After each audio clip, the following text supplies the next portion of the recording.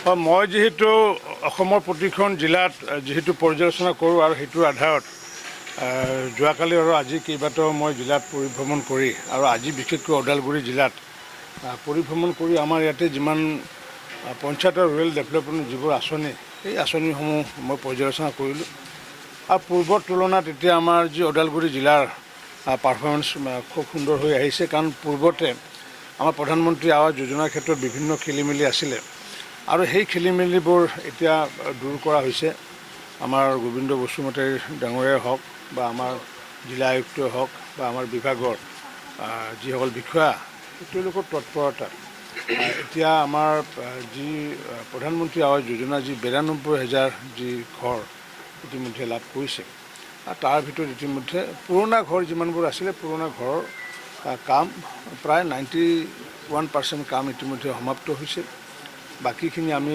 আগষ্ট 14 তাৰিখৰ ভিতৰত আমি সম্পূৰ্ণ কৰাৰ কাৰণে ইতিমধ্যে আজি নিৰ্দেশনা প্ৰদান কৰিছোঁ আৰু যিটো আমাৰ ৰাজ্যিক জীৱিকা মিছনৰ অন্তৰ্গত যিটো জিলা জীৱিকা মিছন আছে ইয়াতে ওৱান ডিষ্ট্ৰিক্ট ওৱান প্ৰডাক্ট বুলি ক'লে মানে ইয়াতে আলুৰ ক্ষেত্ৰত এটা তেওঁলোকে ব্যৱস্থা লৈছিলে কিন্তু আমি যে আলুটো যিহেতু সৰ্বসাধাৰণ খেতিয়কে কৰা এটা বিষয় গতিকে মহিলাসকলৰ উৎপাদিত সামগ্ৰীৰে আমাৰ ওৱান ডিষ্ট্ৰিক্ট ওৱান প্ৰডাক্ট কৰাৰ কাৰণে আমি এটা আজি সিদ্ধান্ত লৈছোঁ আৰু সেইটো আমি আজি সেইকাৰণে আজি কৈছোঁ কি যিহেতু মহিলাসকল জড়িত আৰু যিহেতু জনজাতীয় মূলৰ বহুত মহিলা ইয়াতে আছে যি আমাৰ ইয়াতে সুন্দৰ আমাৰ যি এৰী চল প্ৰডাকশ্যন হয় আৰু সেই এৰী চলে হওক বা এৰী জাতীয় বিভিন্ন সামগ্ৰী যাতে আমি নিৰ্মাণ কৰি এইটো যাতে সমগ্ৰ ভাৰতবৰ্ষৰ বজাৰ এখন যাতে আমি সৃষ্টি কৰিব পাৰোঁ তাৰ কাৰণে আজি আমি সিদ্ধান্ত লৈছোঁ আৰু যাৰ কাৰণে ওদালগুৰিক ব্ৰেণ্ড কৰি পেলাই যে ওদালগুৰিৰ এৰী বা ওদালগুৰিৰ মানে বিশুদ্ধ এৰী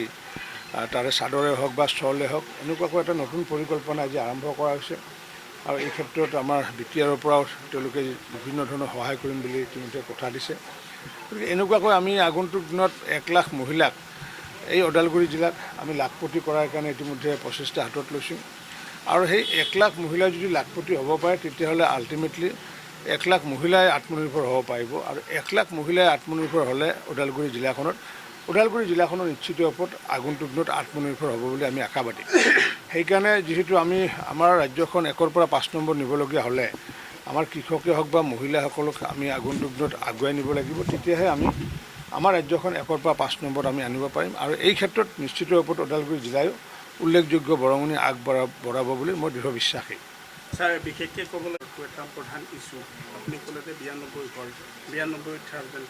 92,000 তাৰে ভিতৰত মোটামুটি 15,000 ইনকমপ্লিট তাৰ তথ্য আমাৰ হাতত আছে আৰু তাৰে ভিতৰত আপোনাৰ প্ৰায় 4,000তকৈ অধিক ঘৰ অনিশ্চয়তাৰ মাজত আছে যিয়ে আচলতে এইটো এটা সাংঘাতিকভাৱে এটা মানে হেৰিত সোমাই আছে সেইখিনি ক্ষেত্ৰত কি ব্যৱস্থা আমাৰ যি পূৰ্বৰ যি আছিলে 80,000 আছিলে নতুনকৈ আহিছে আমাৰ 12,000 যি তেওঁলোকৰ কনষ্ট্ৰাকশ্যন কাম ইতিমধ্যে কৰি আছে ষ্টেট এভাৰেজৰ লগত আমাৰ জিলাখনৰ এভাৰেজ ষ্টেট এভাৰেজৰ 12-13% আছেগৈ কাৰণ এইটো আজিৰ পৰা কেইমাহমান আগতে 2-3 মাহ আগতে প্ৰদান কৰা ঘৰ গতিকে নতুনখিনিৰ ক্ষেত্ৰত আমাৰ সমস্যা নাই যি পুৰণাখিনি আছিলে পুৰণাখিনি যাতে আমি আগন্তুক দিনত শ্বৰ্ট আউট কৰিব পাৰোঁ কাৰণ আগতে জানে যে থাৰ্ড পাৰ্টিয়ে ইয়াতে বহুত খেলি মেলি কৰিছিলে আৰু মই যেতিয়া আজিৰ পৰা এবছৰ আগতে আহিছিলোঁ বা জানুৱাৰী মাহত আহিছিলোঁ প্ৰথমবাৰ যেতিয়া আহিছিলোঁ মই তেতিয়া 68% মাত্ৰ আছিলোঁ ইয়াতে গৈ সিটো পৰৱৰ্তী সময়ত 72 বা 78 হৈ পেলাই যে আজি যে আমাৰ যে 90ৰ ঘৰৰ যে ওচৰ চাপিব পাৰিছে সেইটোৰ কাৰণে আমি বহু আশাবাদী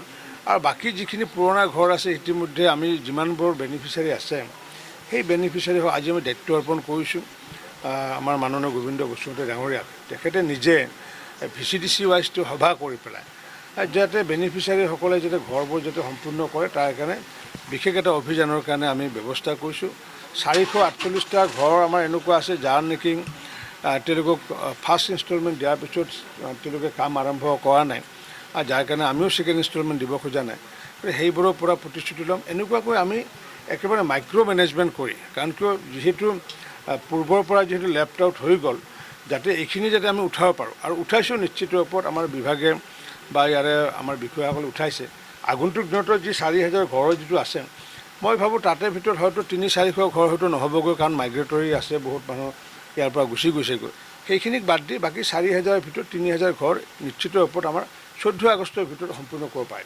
কিন্তু শেহতীয়াভাৱে ছাৰ যিকেইটা 5,000 মানে ঘৰ যে এতিয়া ইনকমপ্লিট হৈ আছে, ইয়াত কিন্তু ছাৰ আঁৰত বেনিফিচাৰী আপুনি কোৱাৰ দৰে বেনিফিচাৰী আচলতে জড়িত নহয়।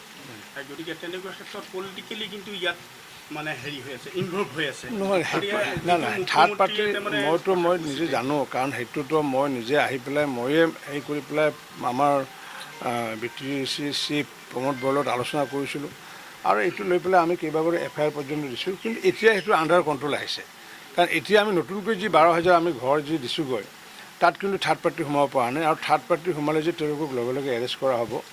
আমাক যিকোনো বেনিফিচিয়াৰী কোৱা আছে যে কিমান দূৰ সঁচা মিছা হয় পিছৰ কথা। থাৰ্ড পাৰ্টিয়ে যদি ঘৰ এনেকুৱাকৈ বনাম বুলি কয়, লগে লগে থানাত আমি তেওঁলোকক কমপ্লেইন কৰিব দিছোঁ। আৰু পিছত কথাষাৰ হয় নে নহয়, থানাত নিয়াৰ পিছত আমি দেখা পোৱা যাব যে থাৰ্ড পাৰ্টিয়ে পূৰ্বতে যিটো খেলি মেলি কৰিছিলে সেই স্কোপ এইবাৰ তেওঁলোকে নাপাব নিশ্চিত ওপৰত। আৰু বাকী যিখিনি কৰি থৈছিলে সেইখিনিক ইতিমধ্যে আমি লেগাম লগাবলৈ সক্ষম হৈছোঁ। আৰু মই ভাবোঁ যে 3-4 হাজাৰ যি ঘৰ, সেই ঘৰ আল্টিমেটলিটো দোষিত থাৰ্ড পাৰ্টি হ'ব নোৱাৰে। দোষিত হৈছে কি, যিহেতু যি বেনিফিচিয়াৰী তেওঁ যিহেতু টকাটো উলিয়াই দিছে, আমি তেওঁলোককহে বুজিম। গতিকে আমি তেওঁলোকক বুজিম যিহেতু, গতিকে তেওঁলোকে ঘৰটো কমপ্লিট কৰিব। তাৰ কাৰণে বিশেষ মেকানিজিম আমি ইতিমধ্যে কৰিছোঁ, আৰু গোবিন্দ বসুমতাৰী ডাঙৰক আমি দায়িত্ব অৰ্পণ কৰিছোঁ। ছাৰ MGNৰেগাৰ ক্ষেত্ৰতো তেনেকুৱা ধৰণে হৈছে, বহুত মানে এনেকৈ স্কিম আছে ছাৰ। আমি বাতৰি পৰিৱেশন কৰাৰ পিছত কিন্তু বিভাগে কিন্তু দায়িত্ব নলয় বা কাম নকৰে। তেনেকুৱা ক্ষেত্ৰত ছাৰ মই যদি আজি 21 চনৰ পৰা যদি আজিলৈ ক'ব যাওঁ, তেতিয়াহ'লে আমাৰ ইয়াতে 1,12,000 স্কিম, 1,12,000 স্কিমৰ ভিতৰত ইণ্ডিভিজুৱেল স্কিমো আছে। যেনেকুৱাকৈ আমাৰ প্ৰধানমন্ত্ৰী আৱাস যোজনাৰ ক্ষেত্ৰতো আমি যি 30,000 কোটি টকা আমি যি প্ৰদান কৰোঁ MGNৰেগাৰ জৰিয়তে। তাৰপিছতো দেখিছোঁ যে উল্লেখযোগ্যভাৱে ইয়াতে যি অংগনবাদী কেন্দ্ৰৰ যিটো নিৰ্মাণ, প্ৰায় 9 লাখ টকাত, এনেকুৱাকৈ ওদালগুৰি জিলাই এইটো এটা ভাল কাম কৰিছে। কাৰণ কিয় য'ত মানে স্পেচিফিক লেণ্ড নাই, কাৰণ কিয় মডেল অংগনবাদী বনাব লাগিলে স্পেচিফিক লেণ্ড লাগিব। য'ত স্পেচিফিক লেণ্ড নোহোৱা ঠাইত আমাৰ BTR প্ৰশাসনে ওদালগুৰিতে হওক, বাক্সাতে হওক বা কোকৰাঝাৰতে হওক বা চিৰাঙতে হওক, তেওঁলোকে অংগনবাদী কেন্দ্ৰ নিজাববীয়াকৈ নিৰ্মাণ কৰিছে। এই কথাষাৰ কিন্তু অন্য জিলাত কৰা নাছিলে। BTRক কিন্তু মডেল হিচাপে লৈহে সমগ্ৰ অসমত কিন্তু অংগনবাদী কেন্দ্ৰ আমাৰ MGNৰেগাৰ জৰিয়তে নিৰ্মাণ কৰিছে। গতিকে এইবোৰ আমি যাতে, যিহেতু আপোনালোকে সকলোৱে জানে যে আমাৰ ইয়াতে ছেক্ৰেটাৰীসমূহ নাছিলে, সচিবসমূহ নাছিলে, গতিকে এতিয়া আমি সচিবৰ কাৰণে ইতিমধ্যে আমি পষ্ট চেঞ্চন দিছোঁ, 420টা পষ্ট চেঞ্চন দিছোঁ। 420টাৰ কাৰণে ইতিমধ্যে তেওঁলোকৰ কাৰণে ইণ্টাৰভিউ প্ৰক্ৰিয়া আৰম্ভ হৈছে। আৰু এই সচিবসমূহ যেতিয়া আমাৰ VCDCসমূহত, পূৰ্বতে VCDCসমূহত আমি 20 লাখকৈ টকা দি পেলাই 420টা আমি VCDC গৃহ আমি নিৰ্মাণ কৰিছোঁ, ভাৰত চৰকাৰ, অসম চৰকাৰ আৰু BTRৰ সহযোগত। গতিকে এতিয়া আমি সচিবসকল অহাৰ পিছত এতিয়া স্ট্ৰীম লাইনত আহিব। যিহেতু অন্য ঠাইত পঞ্চায়ত আছে, ইয়াত যিহেতু VCDCবোৰ যিহেতু পলিটিকেলি এপইণ্ট হয়, গতিকে সেইকাৰণে পঞ্চায়তবোৰ হয় মানে ৰাইজে নিৰ্বাচিত কৰে। গতিকে এতিয়া কিছু সময় লাগিছে, কাৰণ যিহেতু BTR আজি কিছুদিন আগতে যিহেতু গঠন হৈছে, গতিকে পৰ্যায়ক্ৰমে যাতে ষ্ট্ৰীম লাইন কৰিব পৰা যায়, তাৰ কাৰণে আমাৰ বিভাগে কিন্তু ব্যৱস্থা হাতত লৈছে। ছাৰ শেহতীয়াভাৱে VCDC আপোনাৰ পৰীক্ষা আৰম্ভ কৰিব 1-2 তাৰিখৰ পৰা। এইটো ক্ষেত্ৰত ছাৰ ৰাজ্য চৰকাৰে কেনেধৰণে? আমাৰ একো নাই, সেইটো কাৰণ কিয় BTR প্ৰশাসনক দায়িত্ব আমি অৰ্পণ কৰিছোঁ, ট্ৰেন্সপাৰেণ্টলি নিকাভাৱে যাতে আমাৰ যেনেকুৱাকৈ শেহতীয়াভাৱে 1.5 লাখ মানুহক যি আমি মুখ্যমন্ত্ৰী ডাঙৰীয়াই বা অসম চৰকাৰে যি চাকৰি দিয়াৰ ব্যৱস্থা কৰিলে, ঠিক তেনেকুৱাকৈ লাইনতে যাতে আমাৰ BTRতো যাতে সেই চাকৰিসমূহ যাতে পায়, যাতে তেওঁলোকে ট্ৰেন্সপাৰেণ্টলি যাতে কাম কৰিব পাৰে, তাৰ কাৰণে আমি আহ্বান জনাইছোঁ। আৰু নিশ্চিত ৰূপত ট্ৰেন্সপাৰেণ্টলি হ'ব বুলি আমি আশাবাদী। কালি ছাৰ দিলীপ শইকীয়াই ঘোষণা কৰিছে 40টা সমষ্টিত খেলিব, কিন্তু মুখ্যমন্ত্ৰীয়ে কৈছিলে 25টাত খেলিব। এইটো ছাৰ কি? এতিয়া যিহেতু এতিয়া ক'ৰবাত যদি চাপ'জ সংগঠন নাই, সংগঠন নহ'লেও যদি তাত যদি খেলে তেতিয়াতো মই নাজানো, কিন্তু মই ভাবোঁ মোৰ এইটো মত যে য'ত আমি জিকিব পৰা সম্ভাৱনা আছে, তাত ভাৰতীয় জনতা পাৰ্টীয়ে নিৰ্বাচনত অংশগ্ৰহণ কৰিব লাগে বুলি ইতিমধ্যে মই মত পোষণ কৰিছোঁ। গতিকে অহা আমাৰ 3 তাৰিখে এইটো লৈ পেলাই আমাৰ সভা অনুষ্ঠিত হ'বগৈ। আৰু সভাত যিহেতু আমাৰ 5গৰাকী মন্ত্ৰীক যিহেতু দায়িত্ব অৰ্পণ কৰিছিলে আৰু 5গৰাকী কাৰ্যকৰ্তাক, তেওঁলোকৰ প্ৰতিবেদনসমূহ আহিব। গতিকে প্ৰতিবেদনসমূহ যিহেতু অহা নাই, মাননীয় ৰাজ্যিক সভাপতিয়ে, কাৰণ তেখেতে নেখেলোঁ বুলি কিয় ক'ব, কাৰণ কিয় তেখেতে যিহেতু সংগঠনৰ মূল মানুহ, তেওঁৰ মনৰ ইচ্ছা হৈছে যে 40টাতে খেলিব লাগে, 40টাতে জিকিব লাগে। কিন্তু এতিয়া আমি যিহেতু ইতিমধ্যে UPPৰ লগত মিত্ৰতাটো আছোঁ, কিন্তু আমি যদি অকলে খেলিম বুলি কৈছোঁ, আমি অকলে খেলিম বুলি কওঁতে আমি য'ত য'ত জিকিব পাৰোঁ তাতে তথাপি মাননীয় মুখ্য আমাৰ সভাপতি ডাঙৰীয়াই যিহেতু কৈছে যে 40টাত খেলাৰ কথা কৈছে, গতিকে এইটো বিষয়লৈ নিশ্চিত ওপৰত আমি 3 তাৰিখে এইটো গম পাম। আমি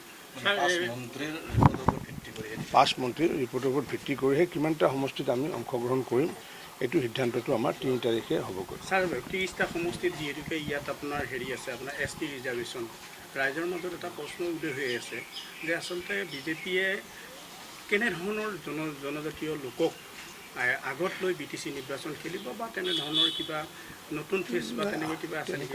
আমি ভাৰতীয় জনতা পাৰ্টীৰ যিটো দৰ্শন যে আমি স্বাভিমানী ভাৰতীয়, স্বাভিমানী অসমীয়া, স্বাভিমানী আমি একোটা একোটা জনগোষ্ঠীৰ মানুহক আমি ৰিপ্ৰেজেণ্ট কৰোঁ। গতিকে আমি সকলো জাতি জনগোষ্ঠী ধৰ্মৰ মানুহ একত্ৰিত হৈ পেলাই যাতে এখন সুন্দৰ বিটিআৰ যাতে নিৰ্মাণ কৰিব পৰা যায়, আৰু ইতিমধ্যে সুন্দৰ বিটিআৰ প্ৰমোদ বড়ো ডাঙৰীয়াৰ নেতৃত্বত ইতিমধ্যে গঢ়ি আছে। আগন্তুক দিনতো যাতে আমি সুন্দৰ বিটিআৰ এখন যাতে কৰিব পৰা যায় তাৰ কাৰণে আমি সৰ্বাংগভাৱে আমাৰ যি প্ৰয়াস সেই প্ৰয়াস আমি আগন্তুক দিনত কৰিম। এককভাৱে যদি আপোনালোকে যদি হেৰি হয়, আপোনালোকে যদি জয়ী হয়, নিৰ্বাচিত হয়, তেতিয়াহ'লে আপোনালোকে ছাৰ কাক হেৰি কৰিব? বিভিন্ন ধৰণৰ বিভিন্ন প্ৰশ্ন চিফ কাক প্ৰজেক্ট কৰিব?